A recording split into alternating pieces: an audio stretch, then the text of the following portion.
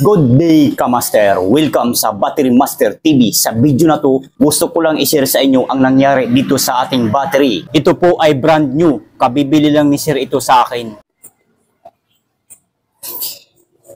Ang brand sa battery na to, Motolite. Ang size naman, 12E9 3B. 9 ampere, 12 volts, low maintenance. Ibig sabihin, water-based or di tubig kung tawagin.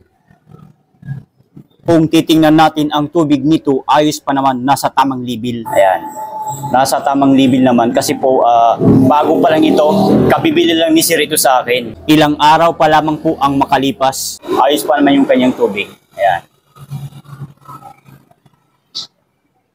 Ito ay nabili ng ating customer noong January 22, 2024. So ang pizza natin ngayon ay January 28, 2024. So nagamit lamang niya ito ng 5 days.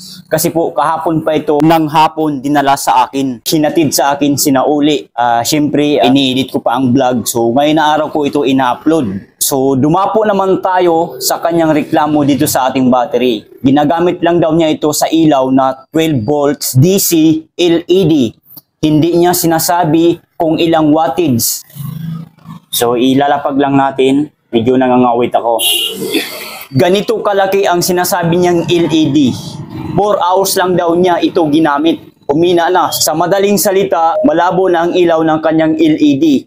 Chinek ko ito kahapon, tinister ko sa battery tester. 12.01 ang voltahe. Sabi ko kay Sir, Sir, okay naman po ang inyong battery. Nalulubat lang. Ibig po sabihin, recharge. Kailangan natin ito i-charge sa battery charger para lumakas. So, pakita ko lang muna sa inyo ang kanyang resibo. Baka sabihin yung gawa-gawa ko lang. Ito po ang katibayan, may resibo tayong hawak.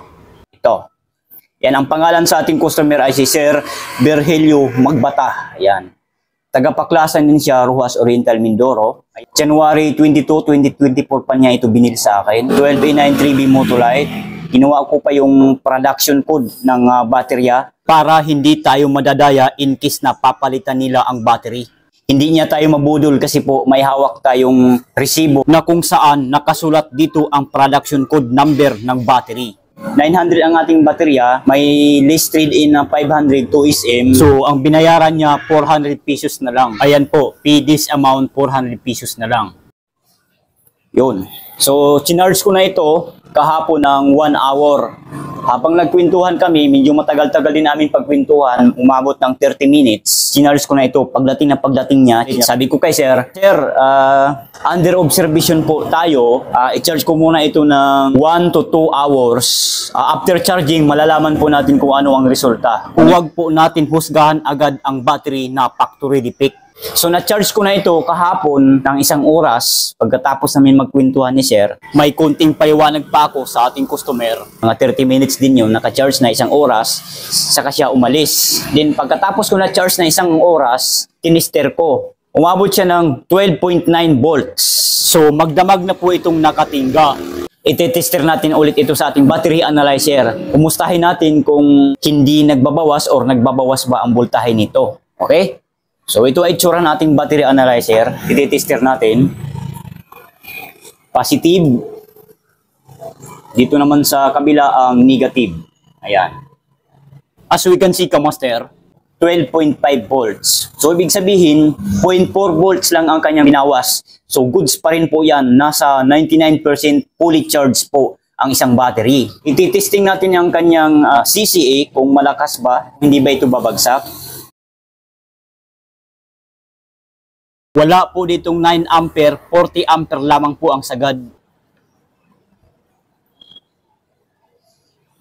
9 ampere sana yung ang isisit natin kasi ito ay baterya na, ayan, 12E9 3B ito, 9 amperes po sana. Kaso walang 9 amperes dito sa ating battery analyzer. Sa 40 ampere na lang, ititesting na natin.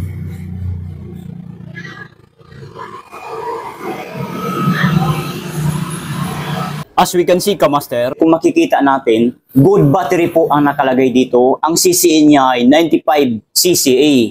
Ang healthy niya ay 100%, ang charge ay 85%. So ibig sabihin, goods pa ang baterya na ito. Na-charge ko lang ng 1 hour. So hindi po factory defect ang battery na to.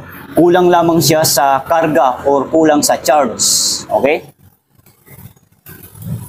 Pinaliwanag ko naman kay sir, sabi ko, sir, i-charge naman po natin under observation. Ayaw talaga niya, gusto niya ibalik ang baterya. Samantalang okay naman po itong baterya ni sir. Okay naman po ang baterya, hindi po factory defect.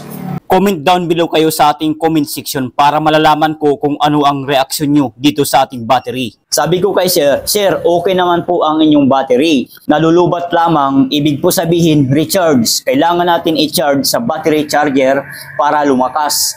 Sabi ni sir, hindi na. Factory defect battery mo.